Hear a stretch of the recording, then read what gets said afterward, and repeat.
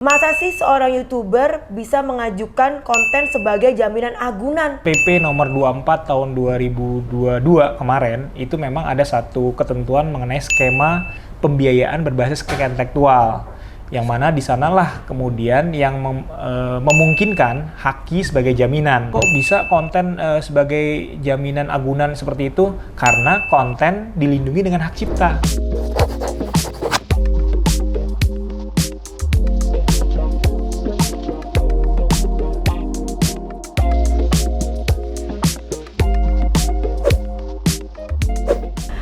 Welcome back to Sita Entertainment. Teman-teman, bagi yang berpuasa, selamat menunaikan ibadah puasa. Semoga amal ibadah kita diterima oleh Allah Subhanahu wa Ta'ala. Nah, kali ini aku kedatangan tamu yang super spesial. Pokoknya pakarnya hukum, advokat, udah gitu ngebantuin Pak Jokowi. Tolong Pak Jokowi, saya juga bisa bantuin Bapak. Tepuk tangan dulu dong untuk Mas Ari. Yeay. Bukan Mas Ari. Prof. Ari, ya kan? Karena advokatnya tuh banyak loh, banyak banget, serius banyak.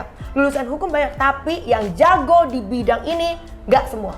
Nah, Mas, ada pertanyaan-pertanyaan dari deterjen. Jadi ini harus nyontek ya, Mas. Mas bisa lihat kan tuh saking banyaknya, sampai pusing deh milih yang mana. Karena semua orang ini mau tahu nih, gimana sih berbau hukum tuh gimana sih? Kita tuh mau kerja kan pasti harus ada berbau legalnya dong, ya kan? Nah, pertanyaan pertama nih. Masa sih seorang YouTuber bisa mengajukan konten sebagai jaminan agunan? Hah? Emang bisa, Mas? Iya. Oke, jadi sebenarnya itu pada saat PP nomor 24 tahun 2022 kemarin, itu memang ada satu ketentuan mengenai skema pembiayaan berbasis kekayaan intelektual, yang mana di sanalah kemudian yang memungkinkan Haki sebagai jaminan. Nah, kita balik lagi ke Haki itu. Jadi kalau kenapa kok bisa konten sebagai jaminan agunan seperti itu? Karena konten dilindungi dengan hak cipta.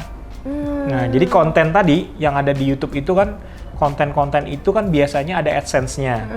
AdSense-nya itu kemudian itu punya nilai atau valuasi lah gitu ya, bisa dibilang kayak begitu. Sehingga kalau misalnya nanti dia bisa menjelaskan kepada pihak bank bahwa ini konten saya, ini AdSense-nya saya dapat setahun misalnya 100 juta loh misalnya. Dan saya sekarang lagi butuh modal untuk usaha saya segala macam itu dengan AdSense seperti ini. Yang memungkinkan saya bisa membalikan nantinya, maka bank pasti akan percaya gitu dengan melihat tadi pemasukan dia dari AdSense, kemudian mungkin juga dari endorse dan lain-lain tersebut berdasarkan kontennya tersebut. Nah, itulah mengapa kemudian yang bisa dinilai atau divaluasi oleh bank adalah tadi hasil dari komersialisasi kontennya tersebut. Oh, berarti termasuk konten ini bisa, Mas? Bisa. Ya ampun, aku mau beli tas baru. Kok jadi tas? Mas, sabar dulu. Ini baik banget pertanyaan deterjen nih, Mas. Saya nyebutnya deterjen, abis banyak banget ya, pusing bacanya.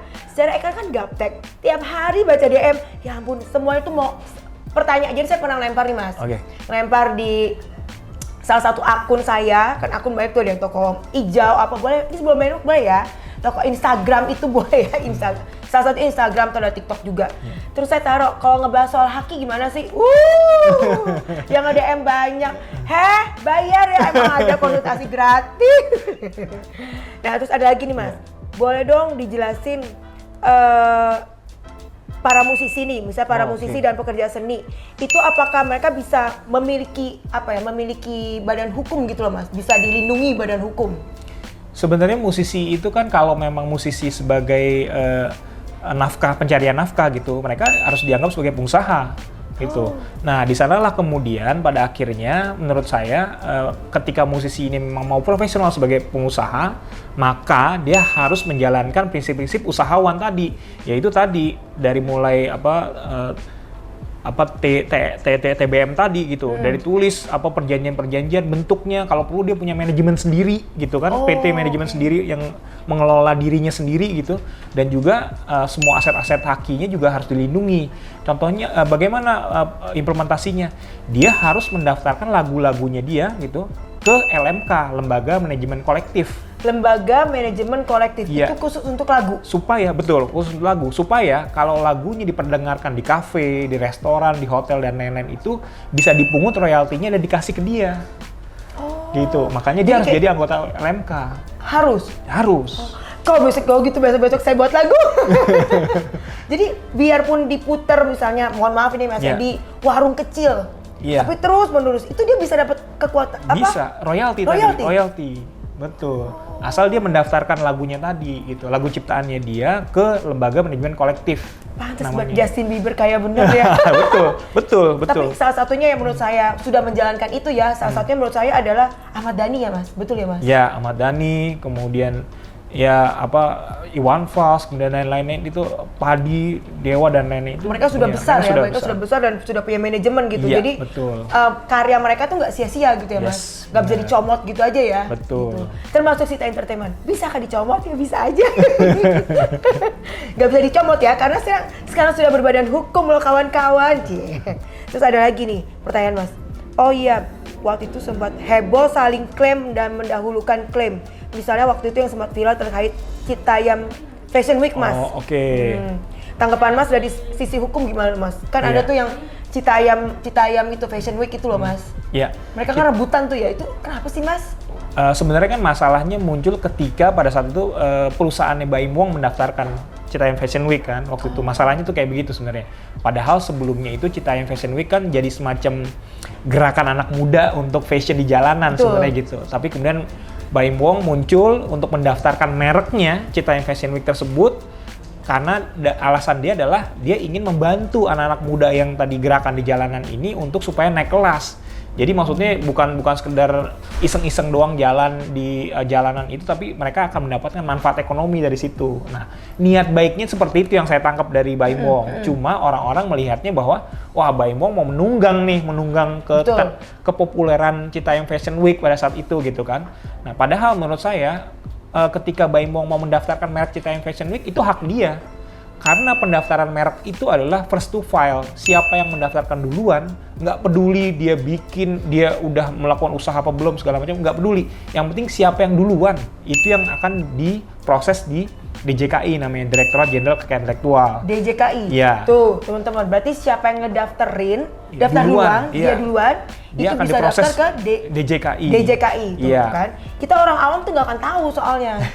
Ya kalau gitu besok-besok saya akan langsung Bintaro Fashion Week. Bisa, silakan Bisa, aja kalau emang belum ada yang mendaftarkan, ya bisa kita daftar duluan. Itu nggak masalah ya Mas? Nggak masalah sebenarnya.